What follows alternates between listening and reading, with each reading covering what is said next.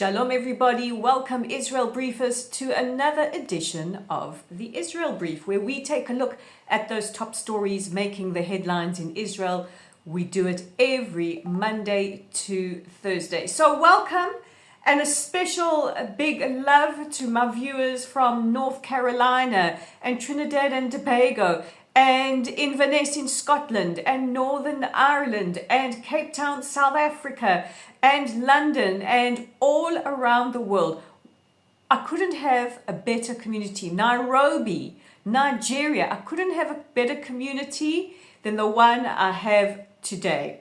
And I'm going to be a little bit self-indulgent here and tell you that it is my birthday, no joke. And I want to take this opportunity to thank all of you for your incredible support, especially over the last now nearly 18 months where we have endured war since the atrocities of the 7th of October. Today is day 543. There are still 59 hostages who we need released immediately from captivity. But I just want to extend my gratitude to all of you for joining me every single day, for interacting with me, for sending me your questions, for sending me your mentions and your morons. And on days that are particularly difficult for me, it is your support and knowing that you are all out there that basically raises me up and holds me essentially on your shoulders. So a huge thank you to all of you. So let's take a look at those top stories. And I always worry on days like this that are a bit thin with news, but because to me as a journalist, it means something big is coming down the pike. Nevertheless, let's take a look at those stories dominating the headlines.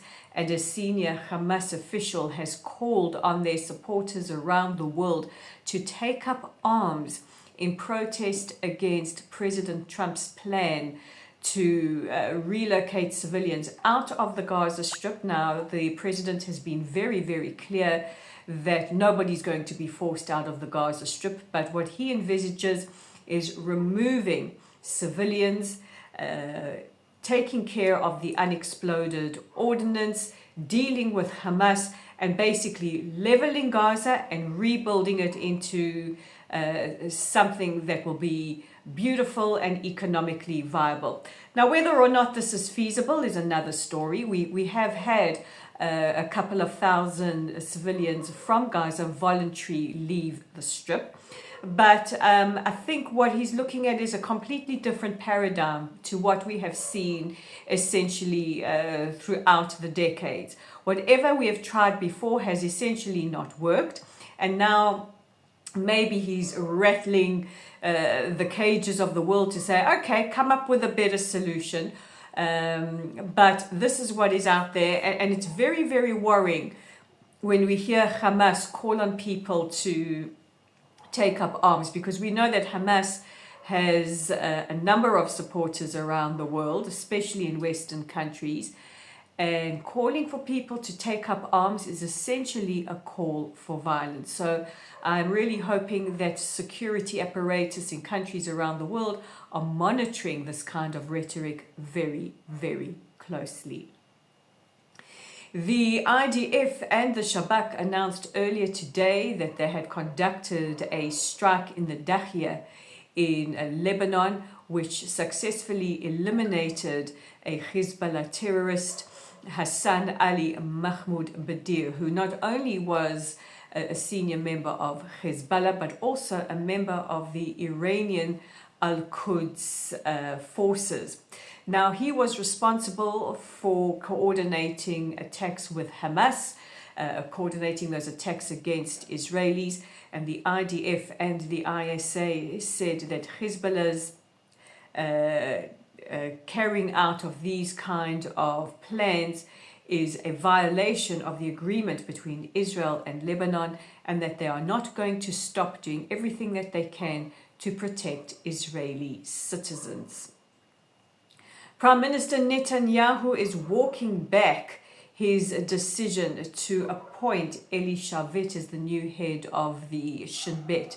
If you recall, a couple of weeks ago, Prime Minister Netanyahu very controversially fired the current head of Shin Bet, Ronen Bar. There is still a ruling at the High Court underway. There are still a lot of protests around the country against this decision by the Prime Minister. And the Prime Minister says it was a breakdown of trust. But many believe it is because the Shin Bet report on the events that led up to the 7th of October, for a large part, blamed certain government policies. Now, yesterday, the Prime Minister announced that he had chosen Shavit as Ronen Bar's replacement. However, there were objections from Washington as well as from Netanyahu's allies in Israel, who say that not only did Shavit criticize President Trump, but he also participated in those massive protests that we saw just before the 7th of October against the judicial overhaul. In the meantime, the Prime Minister says he will evaluate other possible candidates. Now, yesterday I brought you the story of the 60 Minutes interview with former hostages Yarden Bibas, Keith Siegel and Tal Shoham. And while I think we all can agree that Leslie Stahl was abominable, criticizing Israel, saying that Israel broke a non-existent ceasefire, and also questioning Keith Siegel, asking him whether or not Hamas intentionally starved him or they didn't have food. And I think we all saw those hostage release ceremonies. We all saw that nobody in Gaza is thin and starving. The only starving people in Gaza are our hostages. Well, people decided it was okay to indulge in a pile-on Yarden Bibas because he asked for President Trump to end the war, and also because he called for a ceasefire, which prompted the Bibas family to put out a statement. Now, permit me to get on my soapbox for a moment. You have to be, I'm not going to use the language that is in my head, but you can fill in the blanks. You have to be a certain kind of person, a real piece of scum, to really think that it's appropriate to attack a man who has lost his wife, who has lost his children, murdered, as he said in the interview, with the bare hands of the terrorists in the most brutal way, lost his home, lost his dog, was kept in captivity in horrendous conditions for 500 days, and whose best friend, who he spoke about in the interview, is currently held captive. You have to be an epic, insert your favorite word here, to pile on this man, which prompted this statement from the Bibas family in English. Yarden was interviewed for the American program 60 Minutes. He chose with great courage, and while he is still grieving for his family, to try and help return the hostages still in captivity. On a daily basis, Yarden talks about the soldiers and their bravery, how much he thanks them, how much he respects and admires each and every one who gave their lives or was injured for this holy purpose.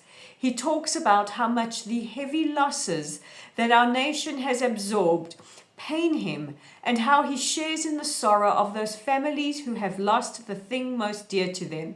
He understands this firsthand. This is the first interview of someone who has never felt at ease in front of a camera.